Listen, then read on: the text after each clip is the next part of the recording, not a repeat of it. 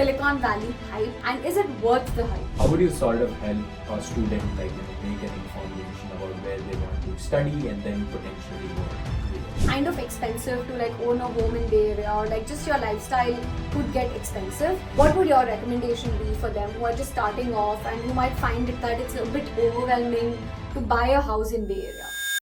Hi everyone, welcome to episode 1 of Keep It Real with Adi and Ash. Many of you might be new here, so let's start with a quick introduction. I'm Ishwara Srinivasan. I'm currently leading developer relations at Fireworks AI, and my background is as a data scientist and a machine learning engineer. I worked at IBM, then followed by Google and Microsoft, and I'm currently at a startup. I'm an immigrant in the US. I came here to do my master's in data science from Columbia University, originally from India. I grew up in Delhi and my family hails from Palakkad, Kerala. With me is my husband Aditya, so let's hear from him in his own words. Hey everyone, I'm Aditya Suresh. Like Ash, I moved to the US in 2018. I came here for my master's in information systems at Carnegie Mellon. And then after graduation, I worked for a year and a half at Deloitte before moving to Google in the Bay Area. Currently, I'm a senior technical account manager at Google, working with some of our largest AI infra customers. So as we said, this podcast is going to be about tech, career, life in Silicon Valley, and everything in between. Most importantly, it's going to be unfiltered. So let's keep it real. So Adi, we moved to the US in 2017 and we moved to Bay Area in 2021. From then, since now, one of the most important questions that everybody asks us is Silicon Valley hyped? And is it worth the hype? So what are your thoughts on it? Yeah, I think it depends on everyone's personal situation, right? Like Silicon Valley is a very expensive place. It is really, really expensive to make a living here. I think both of us know how expensive mortgages are and how expensive life in general is. Also, the taxes are really high. But I feel like there's a lot of value attached to a place that's besides money. Like there's a lot of qualitative aspect to a place. And I feel like a place in Silicon Valley, especially you have experienced this a lot, the networking opportunities are just phenomenal, right? Yeah. Like every weekend there's a event, there's an AI mixer, there's some conversations around tech, and you meet a lot of people who are like-minded and are excited by technology and talking about technology. So that is good. And I feel like that really, you can't put a price on that. And I feel like if you're young, if you're in your 20s, you're just starting your career, you want to be in a place like that, so that you're surrounded by a lot of like-minded and highly motivated people.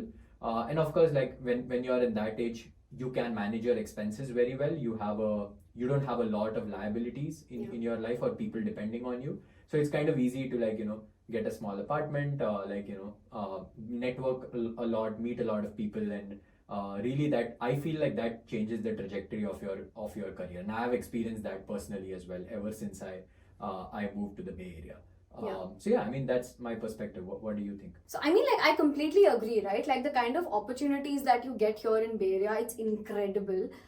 Every other weekend, I'm out at some event, like giving talks or like attending events where I'm meeting people that I would otherwise never meet.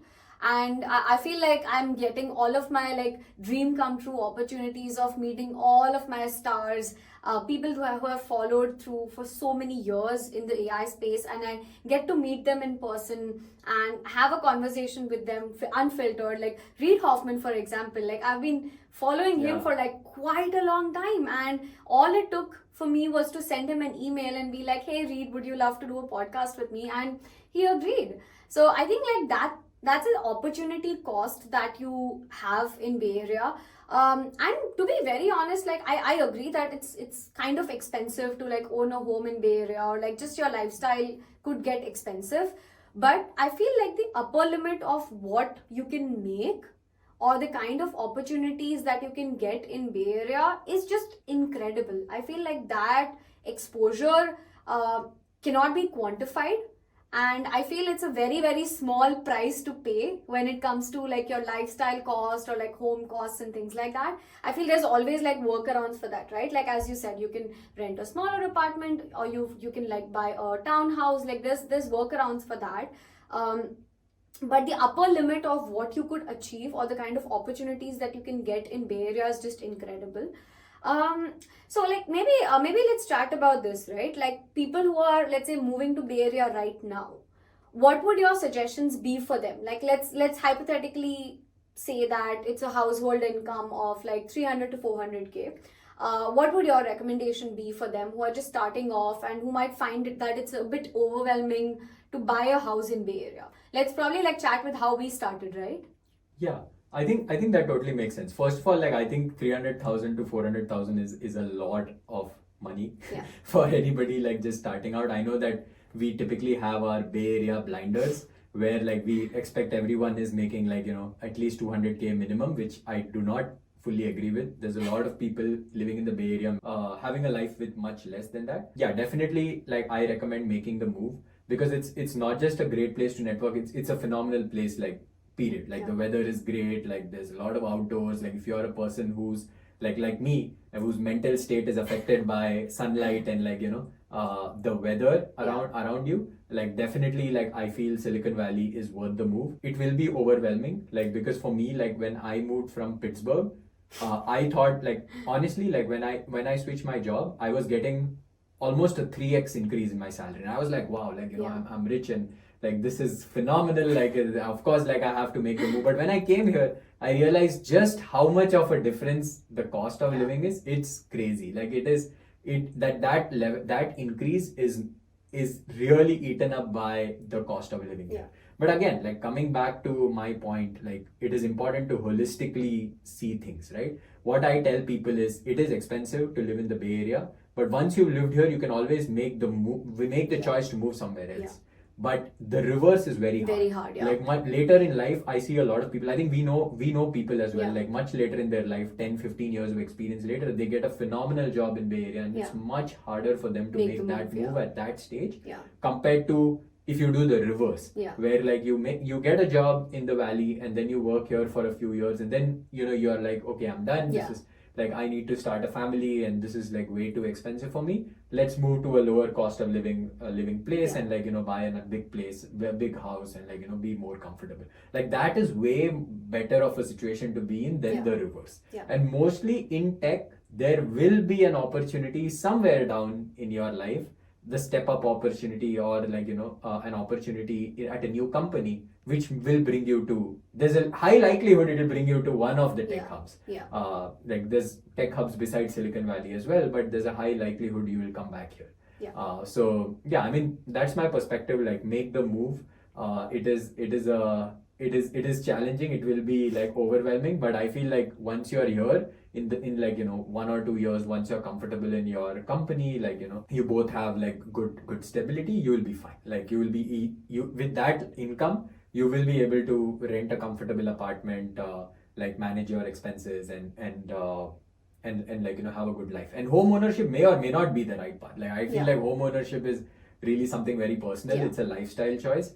It is definitely not the path to success or like you have to do it. Yeah. In fact, in a lot of expensive areas in the world, like nobody really cares about home Yeah, ownership. even in Like New Mumbai, York. right? Yeah, Mumbai, New Yeah, York. Mumbai Yeah. or even New Yeah. York, like nobody really buys an apartment in Manhattan. It's really expensive. Yeah.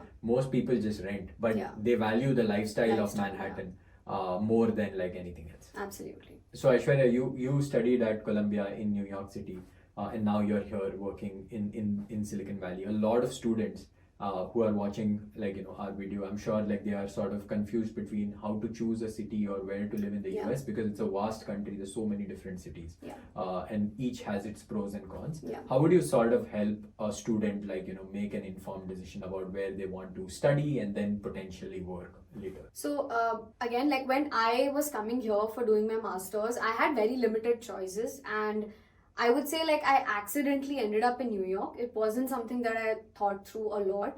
I didn't even have a lot of guidance on like how I should be choosing these universities, and I'm glad that now there is a lot more information, especially after pandemic. I feel a lot of like digital information is vast compared to what it was when I was coming here. For me, it was very limited options because I was specific about like data science and machine learning, and at that point like maybe 3 or 4 universities were offering that program. So Columbia was my dream university. It had a specialization in data science and machine learning, so that was my default choice. But now that I look back and I hear stories from my friends, and like even after living in Bay Area, I would say like anybody who's coming to the US for your masters, for your bachelors, for like your job opportunities, whatever it is, I would say give preference to location. If it's a university, like I would say like I would probably choose a slightly worse ranked university in a better city compared to a slightly better ranked university in a worse location. The reason being is because of opportunities, right? Like I felt being in New York, it gave me a lot of opportunities to be out there, attend events, meet people, network, do internships, and the same is the case in Bay Area. So I would say like stepping back, maybe if I were coming here in 2025 as a student, I might have a slight more preference to Bay Area, maybe like San Jose State or like Berkeley or Stanford. Like those universities would be of a higher priority for me, even more than New York. Like even though I loved my time in New York, purely because of those opportunities that I'm talking about, right? A quick comparison, like when I was in New York, I've told you about this, right? Like a lot of my friends were non-tech folks. Yeah. So it was fun in that way as well, because like you talk about a lot of different things outside of work, but on the other hand, especially like for me in this age, I want to meet people who are in the area that I'm working in. So I love meeting people who are working in the AI space, and funnily, like I keep meeting people who are in the AI space. Even if I'm going, yeah, I've told you this as well. Like I was in the Palo Alto cafeteria and like reading one of these books, like AI Snake Oil, and this person like walked up to me and they're like, hey, what are you reading, and we ended up having like about an hour long conversation. So that's something I like. Again, it may or may not be everybody's choice, but from a pure opportunity perspective, I feel if you are in the tech space, there is no better place to be than Silicon Valley. No, that is a good perspective, and I think like sort of how I would rank my university is, Yeah. first is you have a combination of great, very well ranked universities and in a great location like Columbia. Like that's absolutely like top tier, right? Like that's anybody would, or like Stanford. Like this is top university in a top location. Second, what I would prefer is I'd keep the location the same, keep it as one of the top locations, and then look at the second tier universities in those locations. And then I would look at the third. I would look at a university like Carnegie Mellon, where I went. Carnegie Mellon is a very well known research university, and it's really like it's one of the top schools for computer science in the world. Overall, it might not be ranked in like the top 10 universities, but definitely like when anyone talks about computer science, CMU is the top choice, but it's in a small city like Pittsburgh, which in my opinion for CMU has a big enough name that it's known very well even in the Valley and in New York. A lot of my friends were able to secure jobs in New York and Silicon Valley. But I feel like I definitely felt that location disadvantage when it comes to like the networking opportunities or stuff outside the university. So that would be my sort of ranking if I were to like redo my masters. And obviously I didn't have this perspective when I came to the US. This is all in hindsight. Hindsight is always 2020, but that's what I would recommend to anyone coming here. So TLDR, Silicon Valley gets a thumbs up from us, and it's definitely worth the hype. And Adi, do you have anything to add? Yeah, no, I mean, it's a personal choice. What I would recommend is it's always worth making a visit, like understanding what the tech landscape is. Attend a networking event, maybe a conference, just make a trip. Like if you're in the US and you work in tech, definitely make a trip to the Valley, see what it's like, experience the fun here, maybe take a Waymo ride in SF, do some crazy stuff, and then see whether it's the right fit for you. That's the best way I would recommend, someone trying to make the decision. Of course, finances and job opportunity will always be the other factor that you will consider while you're making a move. Well, hope that was helpful, and we'll see you in the next episode of Keep It Real with Adi and Aish.